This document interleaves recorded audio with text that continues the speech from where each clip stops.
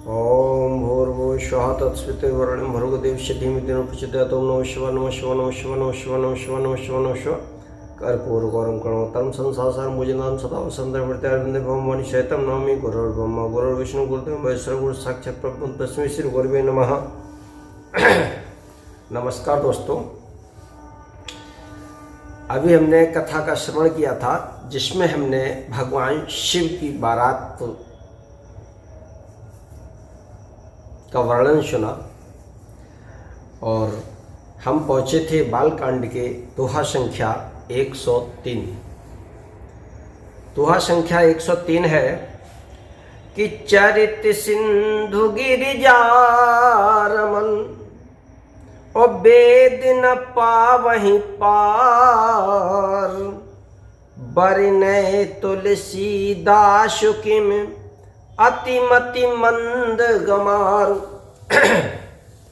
अर्थात गिरजापति महादेव जी का चरित्र समुद्र के समान अपार है। उसका पार वेद भी नहीं पाते, तब अत्यंत मंद बुद्धि और गंवार तुलसीदास उसका वर्णन कैसे कर सकता है। ये दोहा तुलसीदास जी ने अपने लिए लिखा है कि ईश्वर की महिमा का वर्णन जब वेद नहीं कर सकते तो तुलसीदास जी ने अपने आप को बहुत मंद मति वाला, मतलब कम बुद्धि वाला, तो तुलसीदास जी ने पूरे रामचरित में अपने आप को ये नहीं बताया कि बहुत होशियार हैं। आजकल तो साहब 2 चौपाई याद का कर लें लोगों ने, 2 से श्लोक याद कर ले, अपने आप को प्रकांड विद्वान, उनसे बड़ा कोई है ही नहीं। खैर छोड़िए, आगे कि शंभु चरिते सुने ओ सरस सुहावा। भरद्वाज मुनि अति सुख पावा।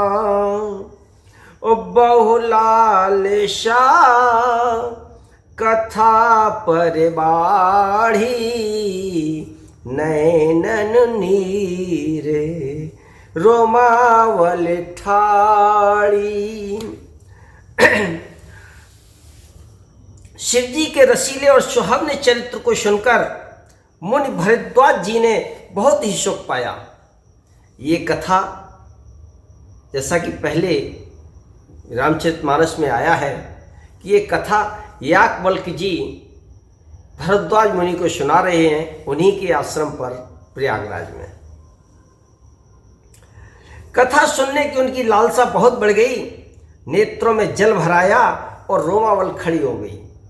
यानी जब आप प्रभु का चरित्र सुनते हैं, आज भी सभी के साथ ऐसा होता है। मैं दावा करता हूं कि अगर आप ध्यान से प्रभु का चरित्र सुनते हैं तो एक बार के आपके शरीर के रोए खड़े हो जाते हैं। और प्रेम विवश मुख आवो न बानी।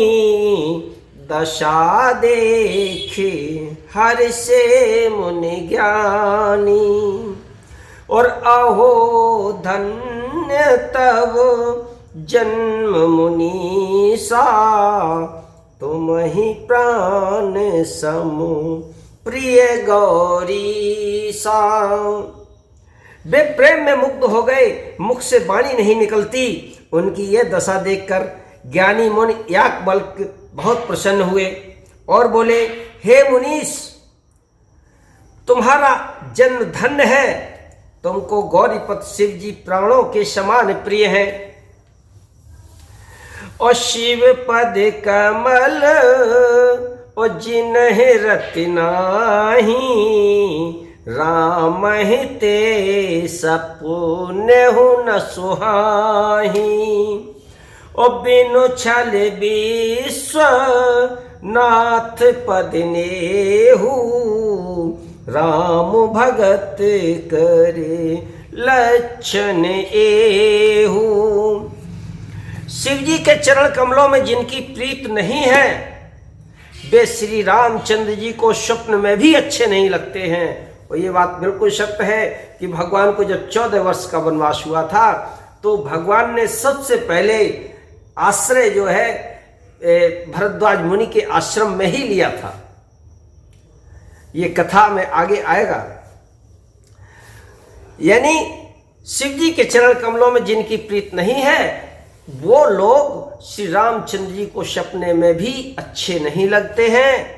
विश्वनाथ श्री शिव जी के चरणों में निष्कपट विशुद्ध प्रेम होना यही राम भक्त का लक्षण है। यानी जिसको भगवान शिव के चरणों में प्रेम है समझ लो भगवान राम का भक्त है, और जो भगवान राम का भक्त है वो भगवान शिव का भक्त है।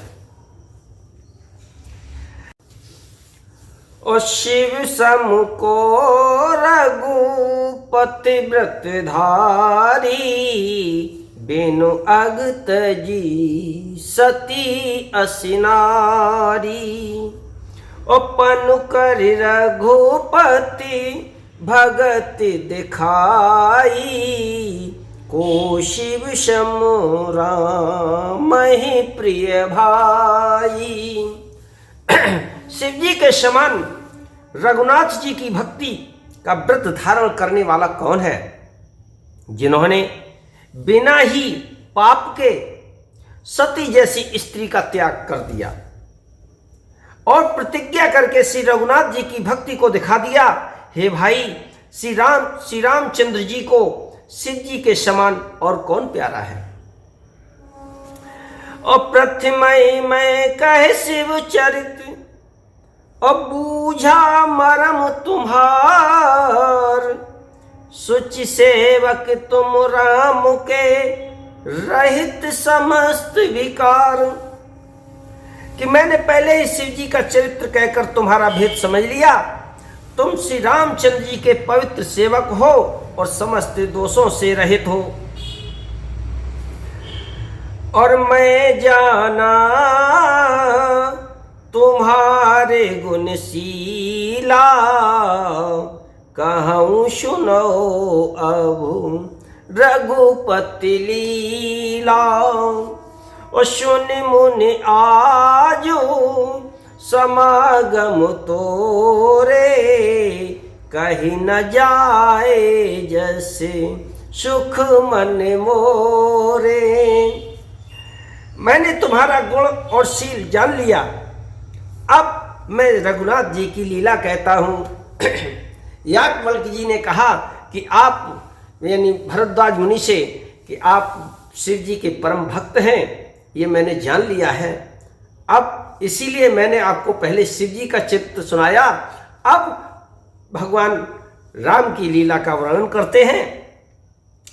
सुनो हे मुनि, आज तुम्हारे मिलने से मेरे मन में जो आनंद हुआ वह कहा नहीं जा सकता। और राम चरित अति अमित मुनीसा कहे न सकें सत्य कोटि अहिसा। तदपि यथा श्रुत कहूँ बखानी सो मेरे गिरापति प्रभु धुन पानी। हे मुनीश्वर, रामचरित्र अत्यंत अपार है। 100 करोड़ शेष भी उसे नहीं कह सकते। तथापि जैसा मैंने सुना है वैसा वाणी के स्वामी यानी प्रेरक और हाथ में धनुष लिए हुए प्रभु श्री रामचंद्र जी का स्मरण करके कहता हूं। याज्ञवल्क्य जी ने कहा कि भगवान राम का चरित्र तो 100 करोड़ शेष भी वर्णन नहीं कर सकते। उन्होंने कहा जितना मैंने सुना है, जितना मैंने ईश्वर को जाना है, प्रभु को जाना है, उतनी उनकी चरित्र, उतना ही उनका चरित्र आपको सुनाता हूं। कि सादर दारू नारी सम स्वामी और राम सूत्र धरे अंतर जामी। जही पर कृपा करहि जनु जानी, कभी और अजेर न चावहि बानी। शारद यानी उन्होंने कहा सरस्वती जी कठपुतली के समान हैं और अंतर्यामी स्वामी श्री रामचंद्र जी यानी सूत पकड़कर कठपुतली को नचाने वाले सूत्राधार हैं। हाँ देखिए यहाँ पर याज्ञवल्क्य जी ने कहा कि सरस्वती बुद्धि की सबसे बड़ी देवी सरस्वती जी को माना जाता है। उन्होंने कहा सरस्वती जी भी यहाँ पर कठपुतली के समान है। और वो कठपुतली कौन चला रहा है? वो एक धागे से जो कठपुतली होती है उसको नचाने वाला कौन? भगवान श्री राम। वही सरस्वती जी को भी कठपुतली की तरह नचा रहे हैं। अपना भक्त जानकर जिस कवि पर वे कृपा करते हैं उसके हृदय रूपी आंगन में सरस्वती जी को नचाया करते हैं। जय हो। प्रणवों सोई कृपाल रघुनाथा, बरनऊ विशद ताशु गुण गाथा।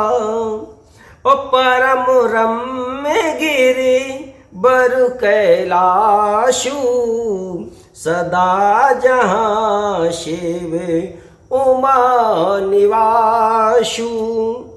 उन्हीं कृपालु श्री रघुनाथ जी को मैं प्रणाम करता हूँ और उन्हीं के निर्मल गुणों की कथा कहता हूँ। कैलाश पर्वत में श्रेष्ठ और बहुत ही रमणीय है, जहाँ शिव पार्वती जी सदा निवास करते हैं।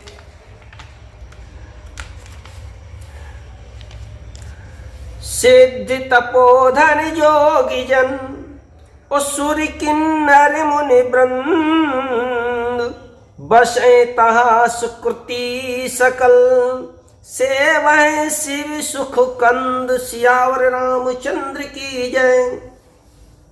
कथा विसर्जन होते हैं सुनो वीर हनुमान, राम लखन सिय जानकी सदा करो कल्याण।